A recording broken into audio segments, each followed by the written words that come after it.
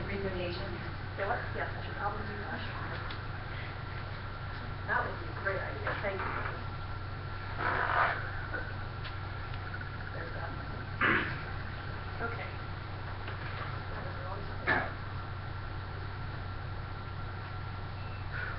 Everyone, and I mean everyone, loves seeing a good movie. It's been part of American culture for nearly a century now. I mean, a highly anticipated blockbuster hits the box offices, and millions flock to the theaters to watch. And the films of this day and age are pretty good. Like, I haven't heard one single bad thing about Guardians of the Galaxy, for instance. Still need to see that movie. But while the films of this day and age are pretty good, I'd have to say that the films of the last century were definitely a lot better. Probably one of the best filmmakers of the last century was none other than this guy, Stanley Kubrick. Knowing about such a great filmmaker can help one appreciate the significance and magnitude of some of the greatest films ever made. Stanley Kubrick left a mark on the world of cinema like no other writer, director, or producer before or after ever has or will. Ever since first watching The Shining a few years ago, I've been pretty fascinated by Kubrick and his movies, and reading books and articles and watching documentaries has only increased this fascination into something more like a mild obsession. Let's be honest here, a mild obsession. First, I'm going to go over some of his more notable movies, then I'll list some of the themes that are more prevalent in most of his movies. After that, I'll go over a few of his well-known movie-making techniques and things like that, as well as some of his trademarks and Easter eggs.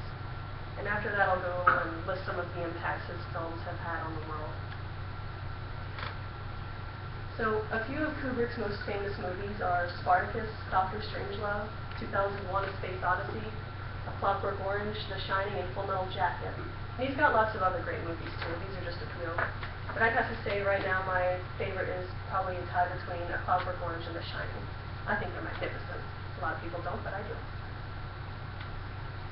Kubrick's movies also have they all tend to follow the same theme. They're all pretty dark for the most part, focusing on things like war and violence. As the website IMDb puts it, his films often focus on the dark side of human nature. And sometimes his movies can be a bit satirical, and sometimes they venture into the realms of black comedy. But one thing is certain, his films are definitely intended for a more mature audience. And Kubrick was known for a few of his movie-making techniques. For one, he wrote most of his screenplays himself, but sometimes he wrote with other people. Most of his screenplays were based off of books. And sometimes he kept most of the time he kept the source material's titles, but sometimes he didn't. Like in Dr. Strangelove was based off of Red Alert by Peter Bryant. A lot of people would call Stanley Kubrick a perfectionist, and for good reason. He would shoot and reshoot a scene until it was absolutely perfect. I think there are 200 unused hours of film for The Shining, whereas the movie itself is only about 2 hours long, so that's a 100-to-1 ratio of film that he used to film that was not used. Sorry, reverse that. 100 hours of film that wasn't used to 1 hour of film that was used. Kubrick oftentimes would tell his actors that they were merely rehearsing, when in reality they were performing. And this was one of the many head games he would play with his actors in order to get them to perform differently or better in some different way. Another such head game, according to WatchMojo.com, was his treatment of Shelley Duvall on the set of The Shining. He wanted her to play a more convincing, meek, and terrified housewife, so he was often pretty rude to her on set. He would insult her and her performances. And I guess that worked, as I think she does play a pretty convincing, meek, and terrified housewife.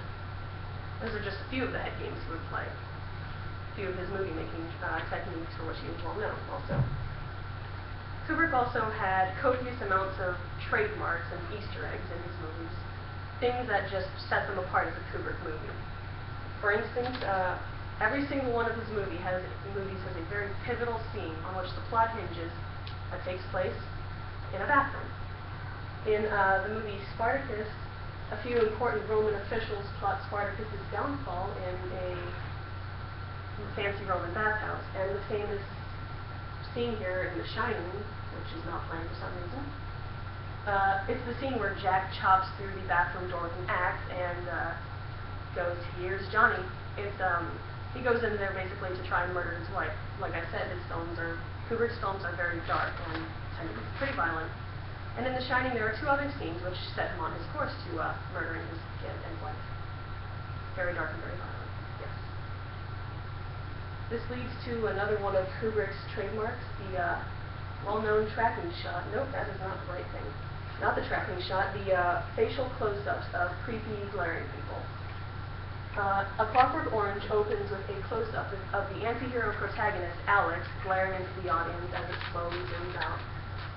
And in Full Metal Jacket and in The Shining, both Private Pyle and Jack have their respective mental breaks as they glare into the camera like lunatics. And there's something else that's pretty significant about the shot from Full Metal Jacket.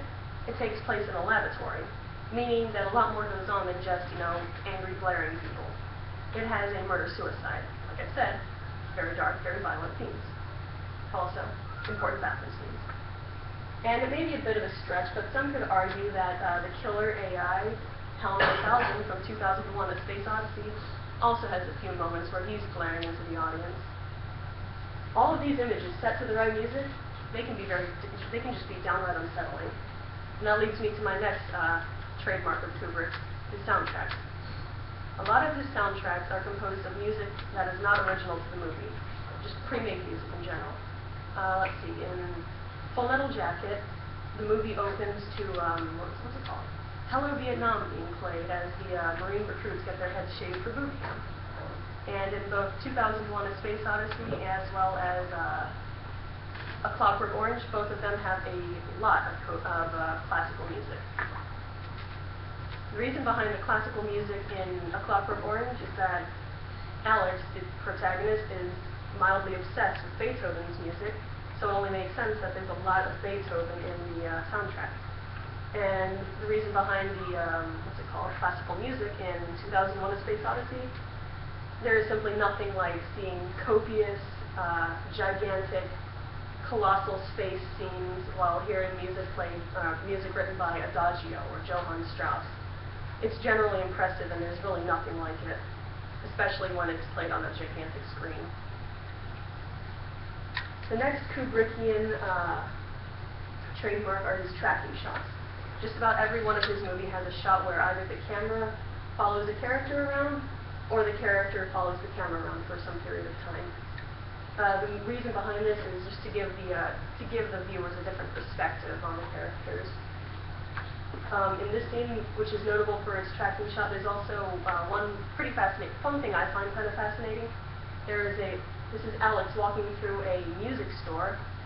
So there are a lot of records and music albums visible. Well, hidden in plain sight at one point is the soundtrack to 2001: A Space Odyssey, hidden right in the foreground. When I first saw it, I thought it was really clever and awesome, and I kind of lost it there. It was great. And of course, in this scene, this is probably the mother of all tracking shots. This is one of the most famous tracking shots in cinema history, I'd have to say. It's from The Shining, where Danny is riding around on his tricycle through the mostly vacated halls of the hotel. It's also pretty unsettling.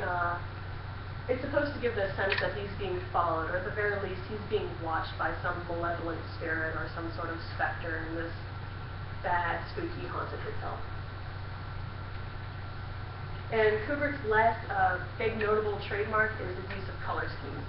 All of his movies adhere to a very strict color scheme, even the ones that are shot in black and white. If that makes any sense at all, which it sort of does and doesn't. The movie Dr. Strangelove, even though it's shot in black and white, the big war room table is painted green, and that was to give the actors the feeling that they were sitting around a great big poker table while deciding the fate of the world as a nuclear holocaust approached. And whether it be blood or an article of clothing or some pattern or design in the background, the color red is visible in just about every single frame of The Shining. It's a visual masterpiece, in my opinion. So, the last thing I want to cover are the impacts left on the world of cinema because of his movies. George Lucas, everyone knows him from creating Star Wars and the Indiana Jones movies. among other movies, I think. He was so impressed with 2001: A Space Odyssey that he hired most of the film's crew to work on the Star Wars films with him. And this group of filmmakers was later nicknamed the Class of 2001, which back in the 70s, that probably sounded a lot cooler. Go figure. And the other thing was great movies, while they leave lasting impacts, they also tend to cause a lot of parodies and spoofs and things in their wake. And probably one of the most famous parodiers of the Kubrick movies is Matt Groening, the creator and brother of Simpsons, as well as Futurama. You can just see that some of the similarities in some of the costumes and characters and just setups of some of the episodes to Space Odyssey. Pretty much every notable show has at least at one time or another riffed on 2001: A Space Odyssey. Even Phineas and Ferb did it. They did. It was awesome. And so it's pretty easy to see what lasting impacts these films have had on the world. Sometimes you can see just the use of his color schemes, the tracking shots, the pre-made soundtracks, and the close-ups of crazy, angry, glaring people in the bathroom scenes. They all hinge together to work as a stamp of authenticity, saying, yes, I most certainly am a great Kubrick film. And adding to this effect are the dark and sometimes creepy themes of the movies. Stanley Kubrick has left a mark on the history of the world's cinema like no other man before or after. Some consider him a film icon, and for good reason. His films are simply some of the best films ever made.